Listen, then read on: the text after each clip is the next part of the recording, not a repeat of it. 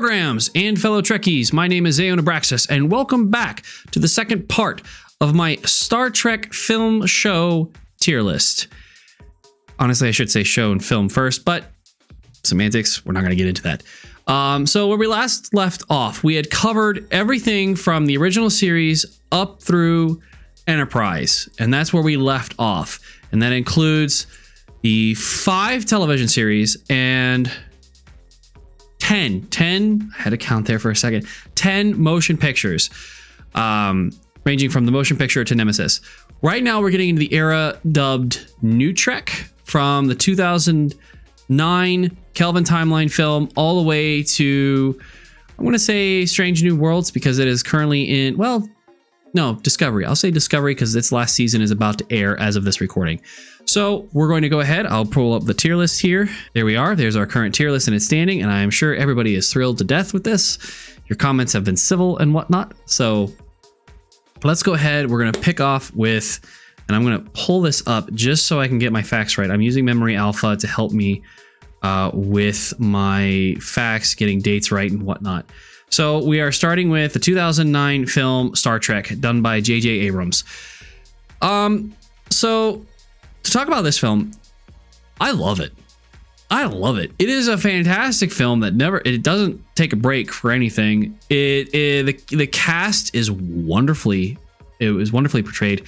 It is a fantastic passing of the torch from the old gen to the new cast, with Leonard Nimoy reprising as Prime Spock, and it's all wonderful. I love the story. I love the cast. It sets up everything beautifully for a whole new generation of stories.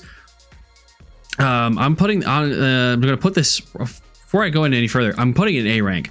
I'm putting this in A rank. You know what? I'm putting it above. No, I'm putting it in between Wrath of Khan and First Contact. Mainly because I know I'm getting a little non-canon, and you know what? I'm not even going to go there.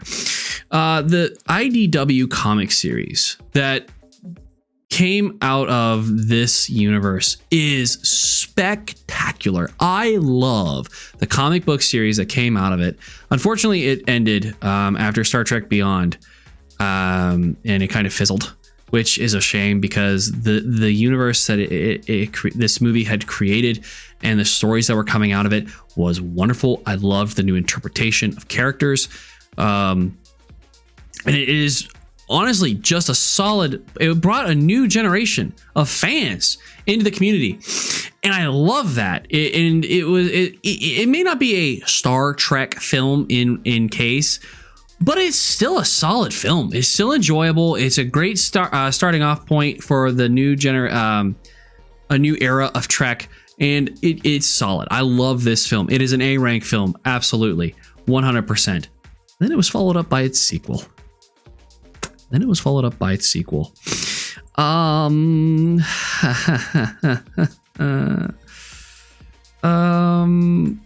Star Trek Into Darkness came out in 2013. So let's see, 4 years, roughly. Let me see, was that right? It was release date May 2013. So 3-4 years in between Star Trek and Star Trek Into Darkness.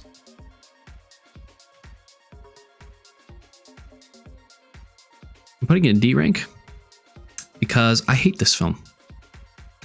To go from 2009 and follow it up with Star Trek Into Darkness, let me go ahead and just say it right now. I have never left a film more enraged than when I went opening night in Star Trek Into Darkness. I was furious. I will fully admit I was furious. The first 2/3 of that film was solid. Up till Khan's interrogation and they board the USS Vengeance, it was a solid film. It was like, okay, let's see where they're going with this. Let's see where they're going. Peter Weller as the villain was all right. Benedict Cumberbatch as Khan, I didn't mind it. I think he makes a great villain. I do think the whole Khan twist was It was like, yeah, I kind of saw it coming, but sure, okay. I know there's some spat that Benedict was like, no, that it should have been kept a secret, and it's like, Ben, like, look, yeah, you could have kept it a secret. Here's the problem in the film: it's if you know what you're looking, if you're watching it and you're familiar with Trek, it's kind of spoiled.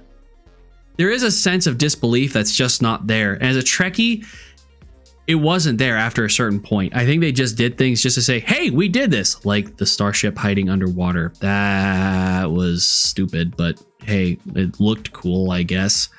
But the whole switch of Kirk dying to save the ship, Spock screaming Khan's name, that to me was it. That cinched it for me, and I was like, no, I don't care what happens now. I don't care. This film is dumb. This film is dumb. It's bad, and it's poorly written. So I vehemently hate. This is probably the only Star Trek property that I absolutely hate. I have rewatched it. Do I hate it as much that when I opening night? No. But do I still hate this film? Absolutely. I don't. It's not a good film. It's not. I wouldn't even say it's a good popcorn film because it treats the audience like it's dumb. For instance, there is a line that Benedict quotes saying, "I will target your life support behind the aft nacelle." Anybody with any common knowledge of Star Trek, which again, I get this film may not be for Trekkies. That's very apparent. The Enterprise has port and starboard nacelles. It's port and starboard. There is no aft nacelle. It's behind it. And then also there is the silly, oh no, the ship's in danger. They're in orbit of the moon when the Vengeance stops them. They're in orbit of the moon. The ship loses power and then suddenly gets somehow pulled into Earth's orbit and decays and starts to crash. What? What? It's a dumb, like I said, everything after they board the Vengeance, the film just becomes dumb. So yeah, it's a D rank. D is as far as I went, and it's the lowest. And honestly, on this rest of this list, spoiler alert, that's the only one that's going to sit there. And that's all I'm going to say on it because I can even feel my blood starting to boil when talking about this film. It is just so dumb. Moving on to a film that healed the wounds of Star Trek Into Darkness, for me anyway, was Star Trek Beyond, coming out in July of 2016. Star Trek Beyond is a fantastic film. I love it. It was directed by, so the first two films, Star Trek and Star Trek Into Darkness, were directed by J.J. Abrams and written by Robert Okoye and Alex Kurtzman. Star Trek Beyond was directed by Justin Lin and written by Simon Pegg and Doug Young. And all I'm going to say is we all were worried that it was Fast and Furious in space, and it wasn't. It wasn't. It was wonderful. I loved this film, the changes they made with the uniforms, the look of the Enterprise, the destruction of the Enterprise, the cast pairings that they did, Kirk and Chekhov, Spock and McCoy, Scotty and Jayla. Well, it was wonderful. I loved this film. This is honestly, to me, this is an S rank film. I'm putting it right with Star Trek Insurrection because it feels like a Star Trek film. Yes, it is actiony, but at the same time, it does challenge, like, you have a villain, Krall, played by Idris Elba. Thank you, Idris Elba. You have a villain who felt betrayed by the Federation in its core beliefs and wanted to attack a very symbol of it. And so it makes you wonder, like, man, does the Federation actually do good if it did do this? Again, I'm kind of nitpicking at the bit, but anyway, the film is just so good because it healed the wounds of Into Darkness for me. And it was beautifully cast, beautifully written. It had a touching tribute to Leonard Nimoy in it that made me tear up. And unfortunately, because Anton Yelchin passed away shortly after this film, the film was finished. Unfortunately, we will not see his interpretation of Chekhov anymore. May he rest in peace. But sincerely, this film is just wonderful. It is an S-rank film. I would watch this just because of the pairings, similar to Star Trek V had, but better. Seriously, watching Zachary Quinto and Carl Urban as Spock and McCoy banter, God, that made my heart just swell. It was beautifully done, and I love it. It is a wonderful, wonderful film that I can watch over and over again and never get bored. And now we get to the new series. So now we're coming to the new Star Trek series that started with Star Trek Discovery, premiering in September of 2017. And it's currently running. Its last season will be airing this year, 2024, in April of this recording. So I'm just trying to make sure we date. Anyway, so I'm going to give my honest feelings about Discovery and try to break it down as best I can without offending anybody. The pilot didn't sell me on the series initially. The idea of the series was, when I remember they were selling it, was the main character was going to be the first officer, and then it was going to be the ensemble. The whole justification was the main character was the captain, and then you had the ensemble crew. They were like, well, we're going to focus on the first officer, and then the rest of the crew. And it's like, okay, interesting. She's not the first officer after the first episode. After the pilot movie, she is no longer the first officer. And it sets up a redemption arc that honestly feels so forced that initially I was like, I don't care if she succeeds. I don't like this character. I will fully admit I did not like Michael Burnham because of her forced redemption arc. And it felt way too forced. The first season focuses in the 23rd century as a prequel to the original series with the Klingon War. And ends the war. It goes through the whole conflict and ends the war there. Jason Isaacs as Captain Lorca was interesting to say the least, but there was something off about him, and I won't spoil any twists here because, again, this is now newer stuff. Yes, the series started in 2017, but still, this is still relatively new, so I will try my best not to spoil anything at this point. Second season, to me, kind of started drawing me in more with the introduction of Christopher Pike, beautifully played by Anson Mount. And it started to feel lighter in tone. The show started with like a really dark tone. I get we're at war. The writers at the time who left, I believe, or were fired after the second season. Don't quote me on that. They were trying to capture a feel of Game of Thrones because they wanted you to be unsure of who would make it through each episode, which is such, I get that was the big thing at the time. That's not Star Trek. To me, it's like, that's not Star Trek. I get you're trying something new, but at the same time, I was like, that just feels wrong, but okay. And, it's fine. Second season, though, like I said, started a step in the right direction. The tone got a little lighter. The crew got a little more likable for me. There were a few characters I liked in the first season, but nothing overall that I'd be like, eh. There was one episode that I fondly remember. That's to me how the first season sits. There's one episode I can recall that I absolutely liked. Everything else was just kind of eh. Second season got better, and I enjoyed it more. Still was kind of like on the fence about it. If I'm like, okay, we're going to keep going, I definitely will check out the third season. Third season, we have a time jump. There is a time jump. Again, I won't specify, but they now have a free reign of where they are, and they are now not bound by anything because it's a prequel series.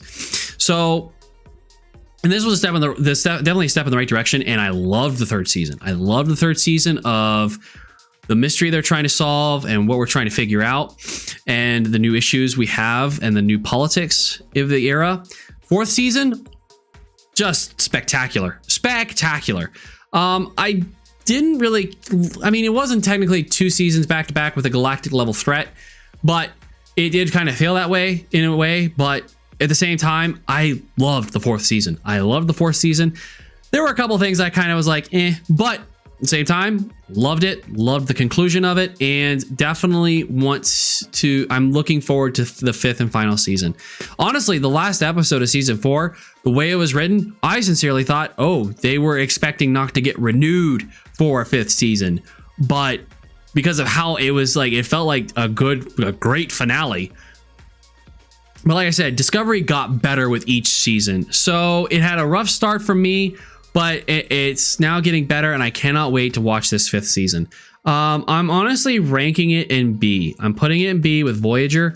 It's not a bad series. It may not just be for me personally. Again, I enjoy seasons 2 through 4. It's been a while since I've watched season 1, admittedly.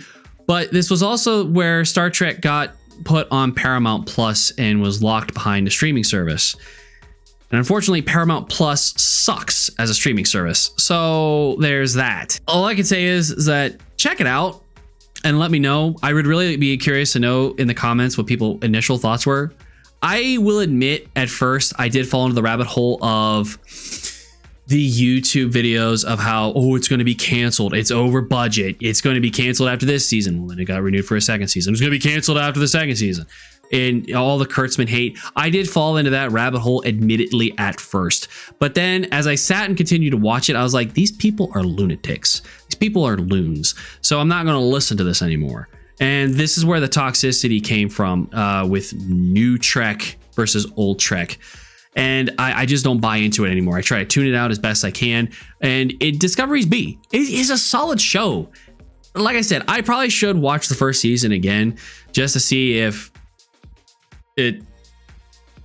I honestly try to give it the hate that I do. Because like I said, that first season was rough for me to watch. And I watched it again when the second season was coming out and still was kind of like, So, but like I said, seasons 2 through 4 were enjoyable, was a step in the right direction for me. And I'm glad we've opened the door because of Star Trek Discovery and its success, we got these new series. Starting with Star Trek Picard, I believe was the next show to come out, which I do have an interesting fact about Picard. Star Trek Picard is the first series to be a Star Trek series to be a spinoff of a spinoff. In the opening credits, it says based off Star Trek The Next Generation. That is the first Star Trek spinoff to be based off of a spinoff. It premiered January of 2020. And when they announced this series, they said it was going to be a limited series, only 3 seasons, because of Patrick Stewart's age, which is totally understandable. And it got better with each season too. But for me to watch Sir Patrick Stewart on stage announce that Jean-Luc Picard was back was such a yes, my hero is back. Let's go. And each season tackled different aspects of the Picard character in ways that I never once thought about. And it is such an enjoyable show each season. The 3rd season by far was, you people can say fan service all they want. I don't care. I loved the 3rd season so much. And I'm hoping to God we get Star Trek Legacy for it. For those of you who don't know, Star Trek Legacy is the name of what the follow-up series would be. Again, I will not spoil anything. Star Trek Legacy is what Terry Matalas, I probably said his name wrong, is what he would call the sequel series in his next Star Trek series, which would follow upon the events of Star Trek Picard and take the adventures into the 25th century. So Star Trek Picard for me is an A rank. I'm putting it above, actually, I'm putting it at the top of A rank. Just because it is wonderfully cast, which unfortunately dwindled as with each season. It felt like the original characters that they had brought into the show dwindled each season, which is unfortunate, but which is why it's not an S rank, because there are some creative decisions that I definitely disagree with. And it is not a perfect show by any means, but I love the show nonetheless. It is still a very well done show. Season 2 is a bit of a misstep. It involves time travel. I will go ahead and say that. It actually came out with an article saying that studio interference got in the way by saying they didn't want it too Star Trek-y, which, yeah, that sounds about right. You can't have anything too Star Trek-y. I'm not sure what that means, but that's what we were told. So that studio interference always seems to get in the way of writers and their creative decisions and whatnot. So yeah, season 2 definitely is the weakest one, but it's still enjoyable all around. And plus that was the season filmed during the pandemic and lockdown, so that does show a bit, but again, they make up for it. And it's like I said, Star Trek Picard for 3 seasons is phenomenal. It is definitely deserving of the A rank for me, and you should definitely check it out, especially if you're a next gen fan like me. It ticked all my boxes, and by season 3 I was like, yes, I may be saying goodbye to some people again, but you know what? I'm happy. I am happy. Now we go to Star Trek Lower Decks. I think is the one that came out next. I could be wrong. Star Trek Picard and Star Trek Lower Decks came out around the same time. I love this show. This is the first animated show that's lasted more than 2 seasons. Set in the 24th century. Again, Star Trek, the animated series, which had the original series cast, that was the first animated series. Star Trek Lower Decks picks that up. It is more mature humor. It is definitely for a more mature audience. It's definitely not for children, but it does have the meta humor, which people compared it to Rick and Morty. And let me just say right now, it is not, because Rick and Morty is very nihilistic. It is very pessimistic. It's a very negative show at times. It's very negative, and sometimes I feel like I need a shower after watching Rick and Morty, which after 3 seasons, I stopped watching it. Because it is just like, I don't feel good watching this. This isn't fun anymore. In fact, should I be rooting for these characters? I don't feel like I should be rooting for these characters. Lower Decks, I love every single cast member. I love every single crew member. I love every single character. It's beautifully cast. The writing is superb. They're not afraid to poke fun at established Star Trek tropes, and that's where the meta humor comes into play, and it is beautifully done. It is beautifully done, tastefully done. A lot of people seem to hate it because, again, they compare it with Rick and Morty. I don't care. It's wonderful because it's done in a loving way. There's nothing negative about this show. They do it out of love and respect for the source material. So honestly, this is an S rank show for me. I'm going to go ahead and say it. This is an S rank show. I love it. I would recommend this to any Trekkie. I have some friends who hate this show because of the meta humor, which I get it. Meta humor is not going to be for everybody. Totally understand that and respect that stance. However, like I said, this show is done. The writing is done with love and respect for the source material that's come before it. And they're not afraid to poke fun at established tropes, which honestly made me go, that is kind of silly, isn't it? How they do that. And I think that's the whole point of the show, is to make you go, yeah, that's kind of weird they do that. But then you chuckle about it and you still enjoy the show. It is wonderful. I love Star Trek Lower Decks. It is phenomenal. So I cannot wait for season 5. I sincerely hope this show continues for a very long time. At the very least, give us 6 or 7 seasons. Give us 6 or 7 seasons of this. I sincerely hope that this show continues for a very long time. Next, we have Star Trek Prodigy. Star Trek Prodigy. Oh man. So this show is another animated series. It's more CGI animated, and it's aimed at younger viewers because it was aired with Nickelodeon.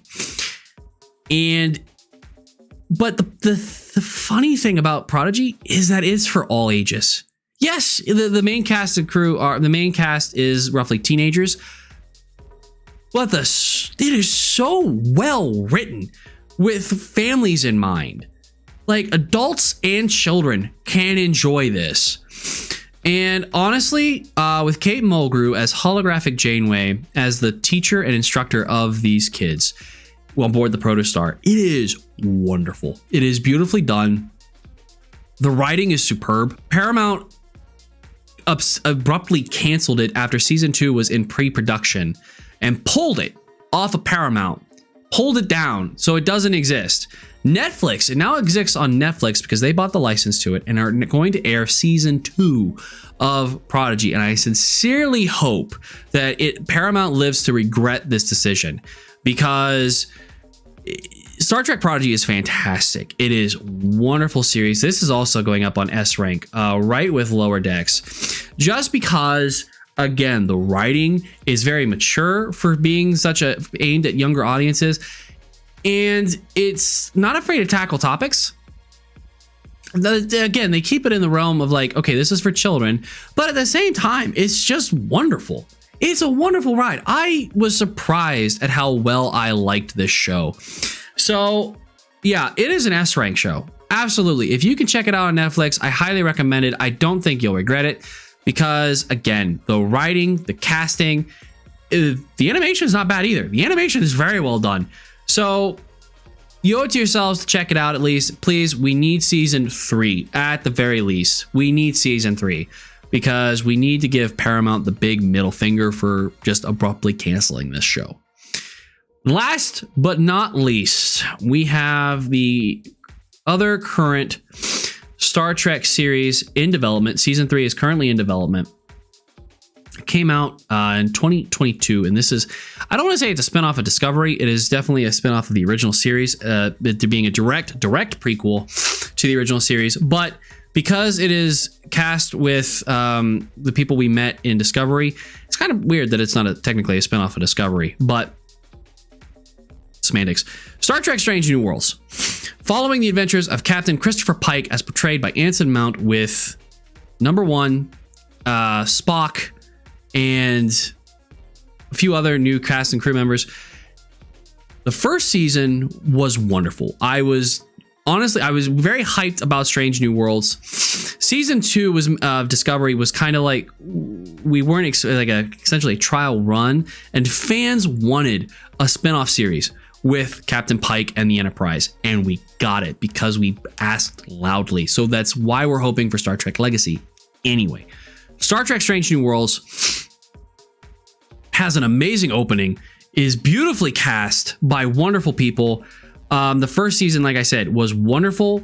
They didn't take too many risks with it, but still, there were some heavy episodes that were kind of socially on point, and made me kind of stop and go, damn, wow, right out the gate, we're hitting people hard. Okay, season 2 was not afraid to take risks, and I love it. We got a crossover with Star Trek Lower Decks that was beautifully done, was probably my favorite episode of the whole series so far, and we got a musical episode, an entire episode that was a musical, and I wasn't sure what to expect. I loved it. It was beautifully done. Lower Decks, or Strange New Worlds, I'm gonna have to put it. It does have a few things that I'm like, keeps it from being a S rank, but man, is it an A rank show? It's a solid A rank, beautifully done. It's right up there with Star Trek Picard. Cannot wait for season 3. I sincerely hope we get more seasons, but the thing about this prequel series, we know how it ends. We do know how this show is going to end technically, with Christopher Pike essentially handing the keys to the Enterprise to Captain Kirk. So, those of you who were worried about spoilers, sorry. That was kind of obvious with the original series being 4, but anyway, no. That's how I feel about Strange New Worlds. It's wonderful. It is episodic. There are a couple overarching themes throughout the show, but it is almost basically episodic, and it's almost a return to form, and I love it. It's a fantastic show, and I can't wait for more of it. And so, folks, that concludes my tier list of the Star Trek films and series. I sincerely hope I haven't offended anybody with my decisions. I know I might get some heat for the C rank here of motion picture, but folks, like I said, motion picture is a bit of a dull movie for your traditional moviegoer. So, I mean, yeah, is it a Star Trek movie? Sure. Is it a good movie? Yeah. So, and we're not going to talk about this as heated as I got. That stays there, and I hope it stays there. I was actually asked my last tier list why I didn't include Galaxy Quest in it, and I should put Galaxy Quest in this because, and I'll tell you where it's going to go. Galaxy Quest is A. Galaxy Quest is a no. You know what? Galaxy Quest is S. Galaxy Quest is an S rank film. It is enjoyable. It's fun. It knows what it's poking fun with without being too direct. It is beautifully cast. Galaxy Quest is a fun movie. Why am I putting that in there? Again, I didn't have it on this tier list, but I'm going to say where it is. It's an S rank. Because at one Star Trek convention, they were asked to rank the films, and Galaxy Quest made the list because it's a parody, I guess. Sure, okay. So you know what? S rank. Galaxy Quest is an absolute S rank. And that's where I'm going to leave it. This is where I'm going to leave it. This is how it's going to look. I think I've defended my positions on each series and film and where they go. So please, if you need to light some pitchforks, like I said, be my guest, but let's have a civil discourse because everybody is entitled to their own opinion here. I do know that some people, I do remember distinctly, people were called racist for hating Star Trek Discovery and hating the character, Michael Burnham. I need to say this right now. I did not like her initially in the first season. I did not like her initially because I felt her forced redemption arc was just too forced. It was way too forced. But I've grown to like her and respect her as a character. I have no problem with the actress who plays Burnham. So yeah, I've seen that brought up on the internet, and I'm just going to say it right now that's my position on it. So again, I'm asking for civil discourse in the comments. I would very much like to know your opinions on this. I'm glad I could do this tier list because this is kind of fun. This is kind of fun. Sharing my opinions with you because I'm on the internet. That's what we do here is we share opinions and get to know each other better. So if you want another tier list, by all means, leave in the comments what you'd like me to put a tier list. Favorite Mario games, Zelda games, Doctors from Doctor Who, because I'm a big Whovian. So I'd very much be, might be something I consider. So yeah, folks, as always, I would appreciate a like and click subscribe to be notified when I go live because I stream on YouTube every Monday, Tuesday, and Wednesday. We have a lot of fun here, and I greatly appreciate your support. We're almost there to 300 subscribers, and hey, I would very much appreciate any support that you guys can give me. So folks, I'll see you all next cycle. This is Zayun, out!